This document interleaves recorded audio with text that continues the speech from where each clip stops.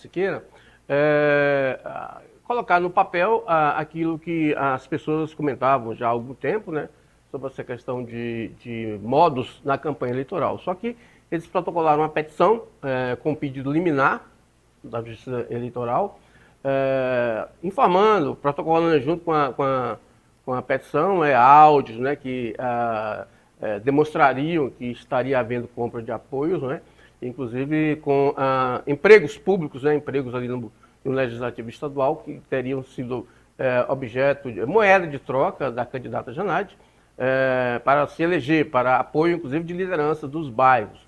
Então, inclusive, eles citam também aquela questão dos inquéritos do Barões da Pisadinha, né, para incluir no processo, e também citam até um processo antigo que corre aí contra a deputada Janaide a respeito de uma licitação lá em Paranã. Então, assim, eles pegam todos esses tipos de denúncias, tentam comprovar e encaminharam para o Ministério, para a Justiça Eleitoral. Agora, o que o juiz vai fazer? O juiz vai dar vistas ao Ministério Público, para o Ministério Público falar se aquilo é um caso de liminar mesmo ou se vai correr o processo normal com o julgamento do mérito. Então, eu acredito que essa questão da quebra do sigilo bancário, que é fundamental para o prosseguimento dessa ação, ela demore um pouco, né? É provável, inclusive eu conversei com o advogado que peticionou que entrou com essa ação pelo Podemos, que inclusive é o advogado que ganhou aquele processo do RECED. O RECED, ninguém acreditava que a Justiça Eleitoral acataria aquelas argumentações lá em 2006, mas o TSE acabou acatando e cassando o mandato de Marcelo Miranda em função de problemas justamente nas eleições, né? O Marcelo, na época, ficou demonstrado que ele praticou o crime de abuso econômico, de poder econômico e político, e, portanto, foi cassado. Então, esse RECED, que foi, na época, defendido pelo advogado Juvenal Kleber, que é o mesmo advogado aí que entrou com essa ação contra a campanha de Janaide Valcari, ele saiu assim como se contra tudo e contra todos, né? Então, assim, há esse predicado aí que o direito da Janaide, aliás, os advogados da Janaide devem tomar muito cuidado, com muita prudência aí na argumentação contrária, né, na comprovação de que, aliás, de que a Janaide não fez nada disso, né? Mas tem algumas coisas que estão comprovadas, como a distribuição de brindes, né, lá nos bairros de Palmas, né, que foi a própria candidata aí, divulgou nas redes sociais. O presidente da Assembleia divulgou ali na Assembleia, que o presidente da Assembleia que autorizou o projeto, né, com recurso da Assembleia, e a Janaide também divulgou. Então, na época foi imprudência. Eu até comentei aqui que a deputada estava sendo imprudente, estaria sendo imprudente. E como de fato foi, que a oposição aí agora entrou com essa ação. Então, de alguma forma, a coligação da candidata Janaide precisa se preocupar, né, com isso. Precisa se preocupar, porque a denúncia é muito grave. A denúncia, só para você ter uma ideia, Jairo, ontem o TSE mudou uma regulamentação lá das eleições de 2024, em que ele proíbe claramente essa questão de fazer de política um negócio, essa questão de compra de apoio. Inclusive, ele cita basicamente, né, essa questão, por exemplo, das redes sociais, da monetização.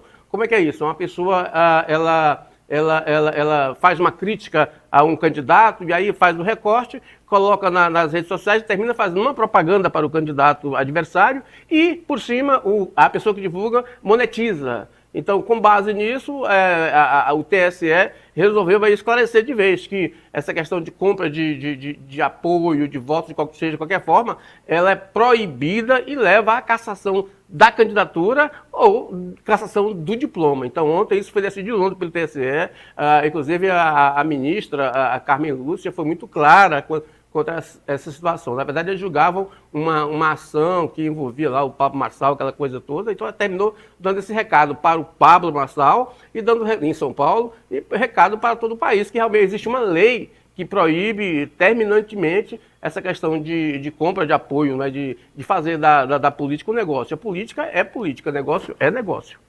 Então, é bom que isso fique bem claro, né? E aí essa decisão, portanto, deixa isso de forma muito clara.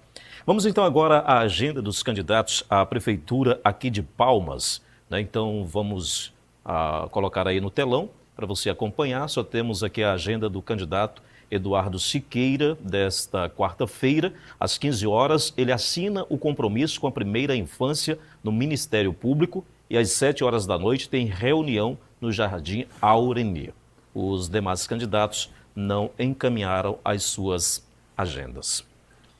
O aplicativo Pardal registra quase 100 denúncias por irregularidades no Tocantins. O aplicativo está em funcionamento desde o início da campanha eleitoral, em 18 de agosto. A reportagem é de Ania Scioli. Os dados são referentes a 26 cidades do estado. De acordo com o balanço do Tribunal Regional Eleitoral do Tocantins, até a última quinta-feira, 98 denúncias já foram feitas no aplicativo Pardal da Justiça Eleitoral e, em sua maioria, envolvem candidatas a prefeita e candidatos a prefeito. O aplicativo Pardal, ele foi instituído pelo Tribunal Superior Eleitoral desde 2018.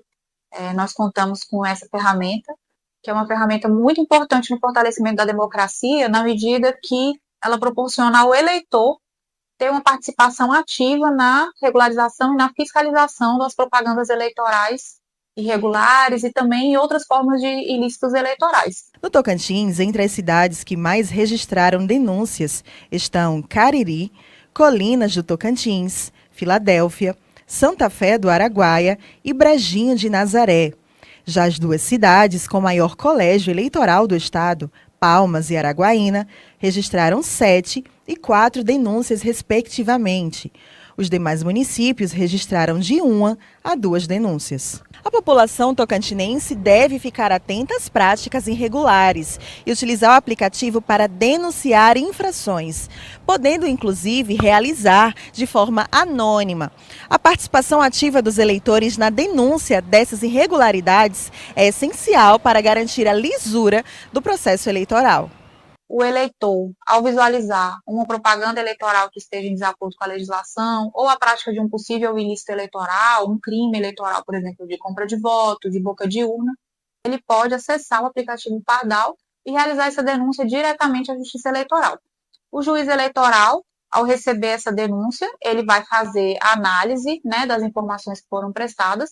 Se for o caso, ele já vai determinar a imediata suspensão da irregularidade, ou encaminhar também para o Ministério Público, para que o Ministério Público dê o andamento devido, como, por exemplo, ingresse com uma representação ou com uma ação penal para coibir o ilícito eleitoral. O eleitor, ele pode baixar o aplicativo Pardal no seu celular e realizar a denúncia diretamente pelo aplicativo. Lá no aplicativo ele vai selecionar qual é o tipo de irregularidade que ele quer denunciar, se é uma propaganda eleitoral, se é um crime eleitoral, ou outro tipo de ilícito. E lá ele vai receber algumas informações básicas da legislação, do que pode e do que não pode ser realizado. Se o que ele visualizou como uma possível irregularidade se enquadrar naquelas opções de que são vedadas, situações que são vedadas pela legislação eleitoral, ele vai ter o encaminhamento daquela denúncia. Lá ele vai poder registrar áudios, vídeos, fotos, fazer a descrição da irregularidade, do local onde está acontecendo, da data, do horário, o máximo de informações possíveis para que a Justiça Eleitoral, o Ministério Público e todos os demais agentes aí do processo eleitoral tomem as providências de forma rápida, de forma célere e principalmente de forma efetiva. Tá aí então, Luiz? O aplicativo Pardal já recebeu 98 denúncias, de pouco mais de 20 municípios aqui do estado.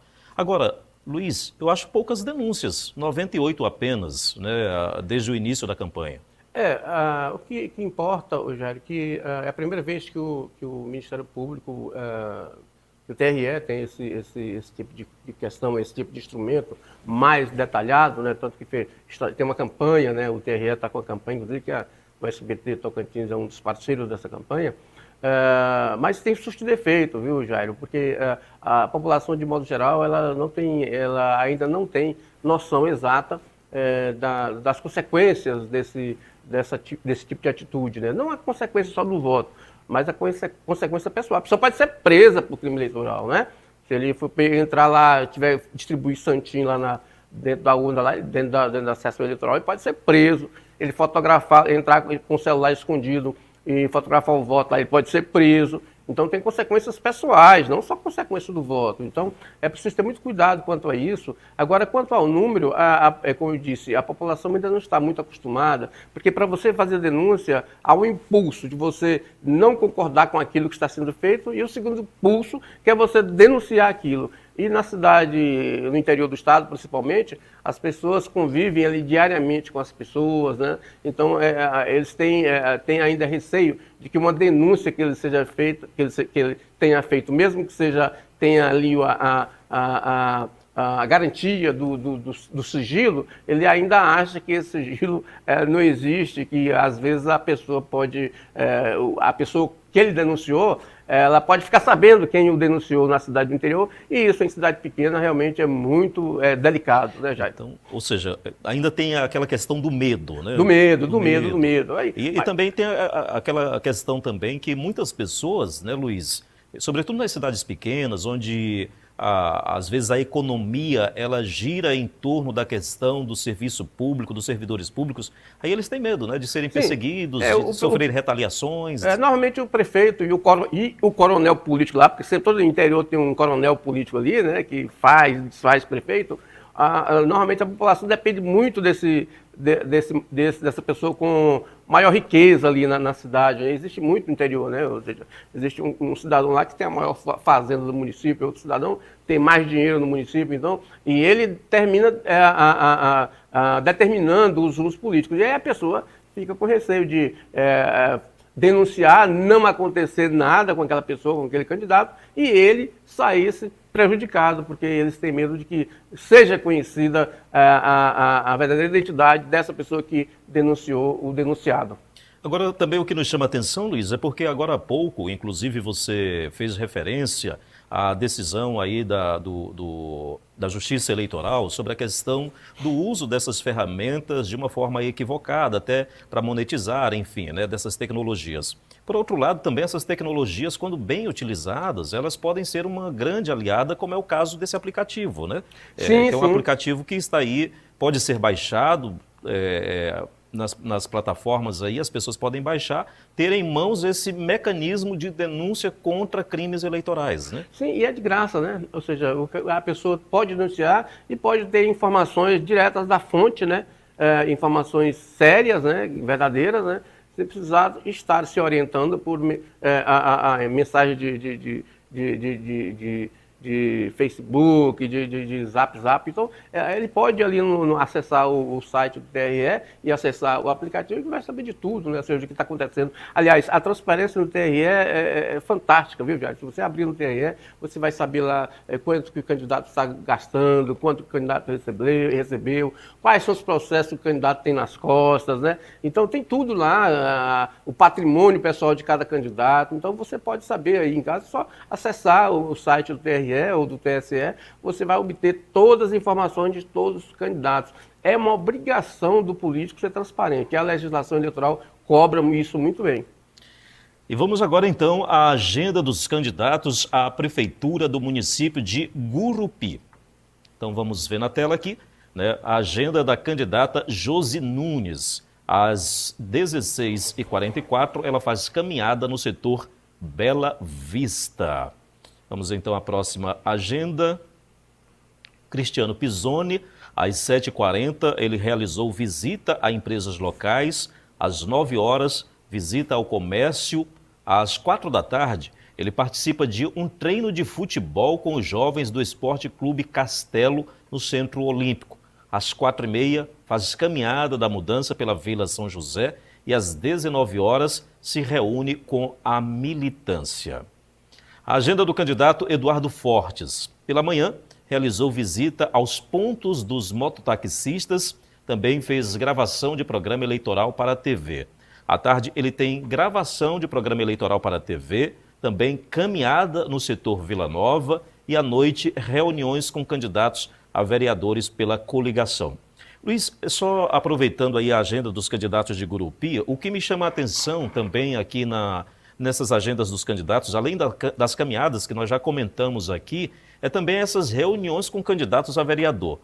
Essas reuniões, elas de alguma forma capilarizam essa presença do candidato nas bases? Sim, claro que ela funciona, né? O eleitor quer ter a certeza de que o seu candidato a vereador vai ter um apoio com o prefeito eleito, né? Então, normalmente, o cidadão vai ali com o candidato a prefeito do seu vereador. Então, o vereador, não, esse é meu candidato a prefeito. Nunca ele leva um outro prefeito, evidentemente. Então, mas o eleitor quer saber realmente se ele depositar esse voto para esse candidato a vereador, esse candidato a vereador vai ter o apoio, vai conseguir viabilizar na prefeitura as suas demandas. Então, quando ele leva o candidato a prefeito lá, ele está querendo demonstrar que ele tem prestígio junto ao prefeito e que vai conseguir, sim, trazer aquelas obras que o eleitor vai querer naquele bairro dele, em troca do voto no candidato a vereador. Então é importante ser, aliás, não é que é importante, é fundamental, ou seja, um candidato a vereador que não tem proximidade com o candidato a prefeito, né, que não apresente o seu ativo ao candidato a prefeito, certamente ele vai ter passivos, né? Porque o eleitor, regra geral, pensa que o vereador tem que ter, sim, uma relação com o prefeito, né? Ele não quer uma relação ele quer, o munícipe, ele quer obra na porta de casa, ele não quer saber de ideologia, de partido de esquerda, de direita, ele quer obra, ele quer a rua iluminada, né? Ele quer o asfalto, ele quer o meio-fio, né? Ele quer água tratada, ele quer esgoto, né? Essas coisas todas que independem de ideologia, independem de corrente política. Agora, Viário, uma coisa interessante que eu gostaria de notar. A campanha tá boa pro Pisoni, né? Futebol à tarde, numa quarta-feira, né? O negócio tá bom lá, hein? Ele não tá muito preocupado ali. Vai jogar uma peladinha aqui. Dá tempo aqui na agenda de jogar um futebolzinho, né? De jogar uma bola aqui com a garotada. Tá bom. Né? Mas quem sabe é porque ali ele vai reunir também. Ali. 11, 22 jogadores ali, né? Nunca se sabe. E a Federação do Comércio do Estado do Tocantins realizou sabatina com os candidatos à Prefeitura de Palmas na manhã desta quarta-feira. Durante o evento, os 4 candidatos apresentaram suas propostas e mantiveram um clima de paz e amor. Fortalecimento do turismo para aquecer a economia, parcerias, digitalização e capacitação de mão de obra e secretaria do licenciamento foram algumas das propostas apresentadas. Luiz, algumas dessas propostas aí não são novidades, né? Jairo, nessa campanha eleitoral está uma escassez de propostas decentes, né, Jairo? Ou seja, os candidatos estão apenas repetindo propostas de campanhas passadas. Eu que estou aqui em Palmas desde o primeiro mandato do ex-prefeito Eduardo Siqueira, eu não vejo novidade alguma no projeto de campanha de 92 com o projeto de campanha agora. E a cidade lá antes tinha 20 mil habitantes, agora tem 312 mil habitantes. Então, e eles continuam nessa aí, né? Emprego, trabalho, renda, fomentar o turismo, fomentar o comércio. E olha que o comércio, na verdade, de Palmas, ele tem sobrevivido independentemente dessas ações públicas municipais. Palmas, por exemplo, a economia de Palmas ela é basicamente no comércio e no funcionalismo público. Não tem indústria, que nós não temos indústrias, então a cidade precisa de mais coisas para aumentar essa economia. Apesar de nós temos o maior PIB do estado, per capita, mas é um PIB pequeno se você comparar em relação ao PIB estadual, né? E o PIB das demais capitais. Então precisa realmente de ações pragmáticas para isso melhorar. Agora, outra questão que foge a essas propostas, já que a gente percebe, é que você não vê nenhum candidato tocando na questão da BRK, né? Ou seja, a BRK, nós temos aqui uma das maiores tarifas do Brasil, num contrato feito entre a BRK e a Prefeitura de Palmas, e que termina o morador de Palmas pagando um subsídio cruzado, ou seja, nós terminamos pagando a tarifa, os investimentos que a BRK faz nos demais 46 municípios, não é verdade? Porque a BRK toma os empréstimos e redistribui igualitariamente a dívida, né, nas tarifas. Então, o morador de Palmas está pagando esse subsídio cruzado, quando quem deveria pagar era o governo do estado e não o morador de Palmas. O governo do estado tem a ATS, né, e tem a TR, né? Então, esse subsídio cruzado não é que ser contra o subsídio, é necessário o subsídio para baratear, para para o morador, mas que esse subsídio não fosse bancado pela Prefeitura de Palmas, pelo morador de Palmas, mas por cada município que é atendido por esses projetos da BRK que termina o morador de Palmas pagando. Você não vê proposta nesse sentido, que é uma proposta que vai atender todo mundo. Aí ninguém fala no transporte, o que a pessoa fala, por exemplo, o Eduardo fala que vai trazer de volta, vai melhorar o transporte coletivo, ou seja, voltar às empresas, então um retrocesso, evidentemente, né? Essas empresas foram substituídas justamente porque não estava dando certo, né? Eles não entregavam as planilhas para a prefeitura da forma correta para fazer a tarifa, né?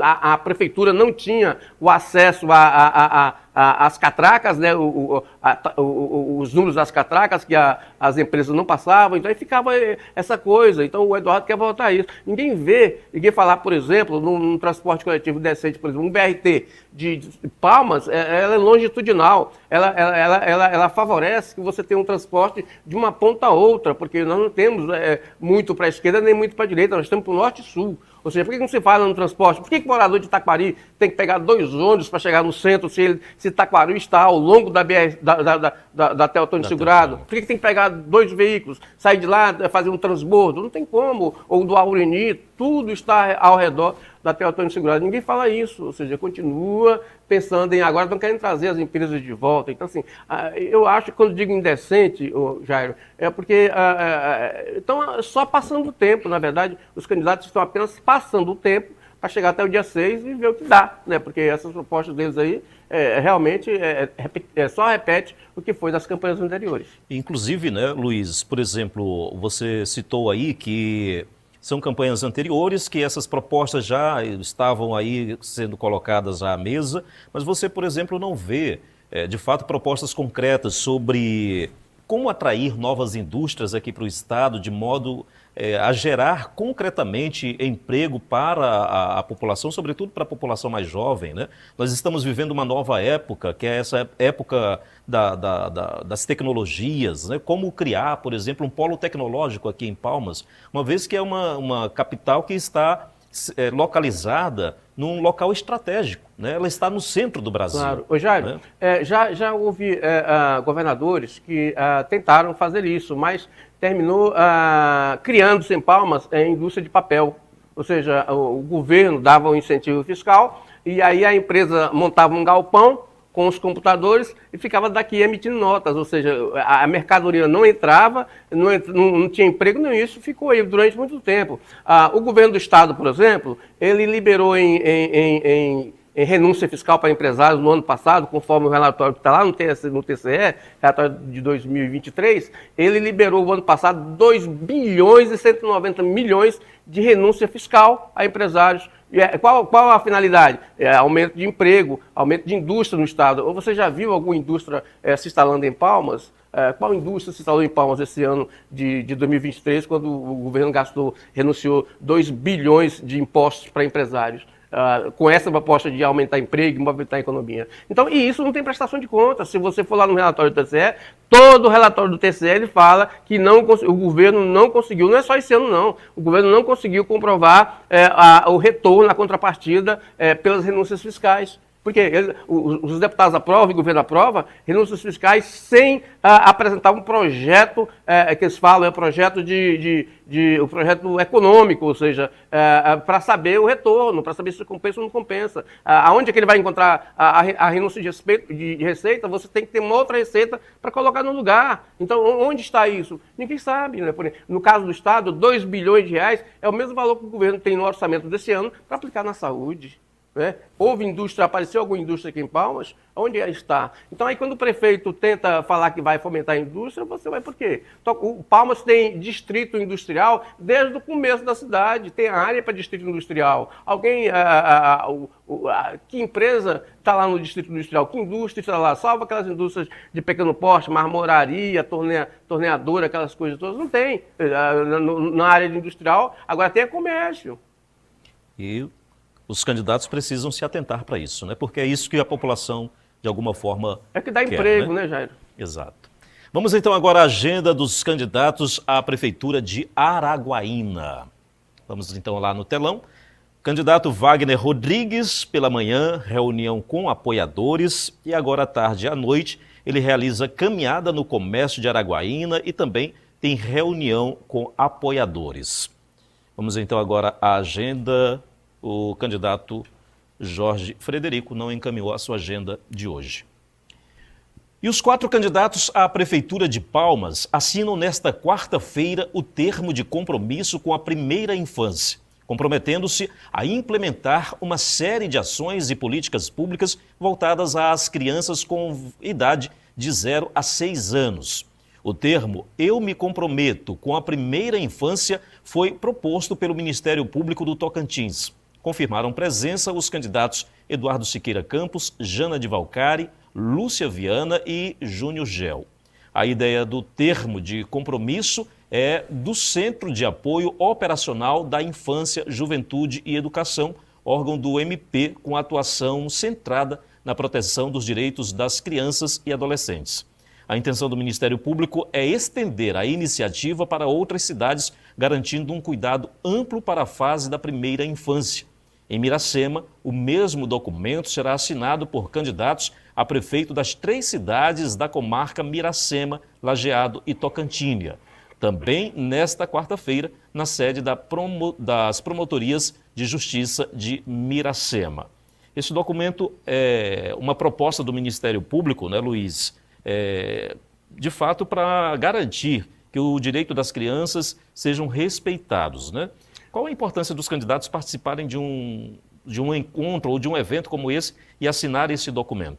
Jairo, ocorre que existe um programa do Ministério da Saúde, se não me engano, para esse tipo de programa aí. Só que não se criou a rubrica orçamentária, onde que, por exemplo, os prefeitos não tem como colocar no orçamento recurso diretamente, por exemplo, para a infância, para esse programa Primeira Infância, né? Então, o que acontece? Eles fazem um termo de acordo, né, para tentar colocar no orçamento. Então, depende da vontade política deles colocar, tirar da área de saúde alguma coisa para aplicar na infância. Então, isso tem tido muita orientação do TCE, e eu acho que o TCE deve participar dessa reunião aí, porque o TCE, no final, é que vai fiscalizar, vai saber, isso aqui aplicou onde? Na infância? Mas como? Então, essas coisas todas. O TCE, inclusive, já fez uma reunião aí este ano, o TCE, com todos os prefeitos e presidentes de Câmara, né, para acertarem essa questão para tentar colocar no orçamento. Ou seja, essa altura, por exemplo, do ano, é o momento em que os prefeitos estão elaborando seus orçamentos. Então, essa reunião desses 3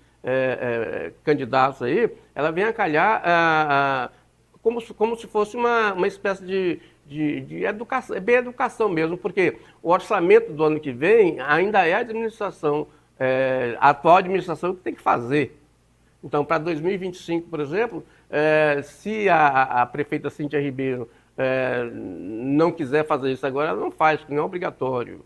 Então, assim, esse compromisso aí que os candidatos vão com o MPE deve ser para 2026, para o orçamento que vai ser elaborado com um desses candidatos aí, que vai ser elaborado no ano que vem, para vigorar a partir de 2026, porque o orçamento de 2025 vai ser elaborado este ano, 2024, ou seja, então, e a prefeita Cíntia Ribeiro não está aí nessa reunião, né? Mas, de qualquer forma, assim, é uma reunião com os candidatos, o momento é dos candidatos, então, para os candidatos tentarem colocar no orçamento.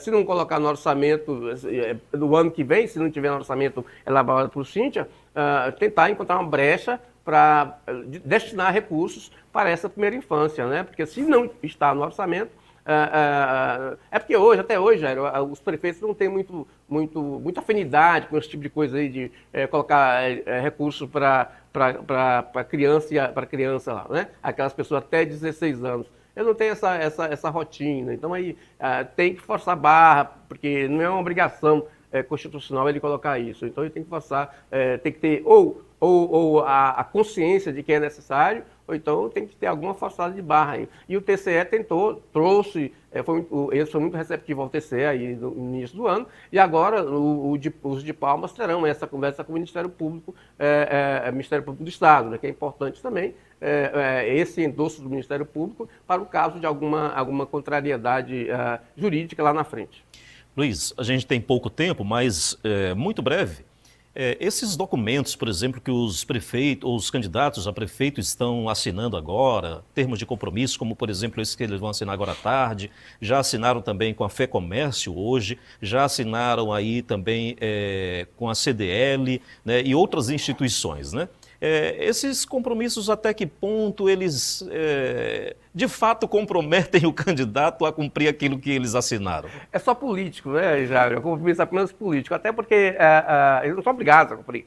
Né? Eles não são obrigados a cumprir, então é um compromisso político. Tem compromisso, por exemplo, que um atravessa o outro, né? Se você pegar os compromissos, o que fala num, o que fala no outro, eles atravessam, são atravessados. Porque cada um coloca os seus interesses, né? Exatamente, são atravessados. O interesse lá do comércio, às vezes, não é o mesmo interesse da indústria, né? O da indústria, às vezes, não é o interesse do cidadão comum, né? Então, assim, eles atravessam o campo. Agora, mas é muito político, ou seja, é interessante que a sociedade, pelo menos, tenha a sensação de que participa, né?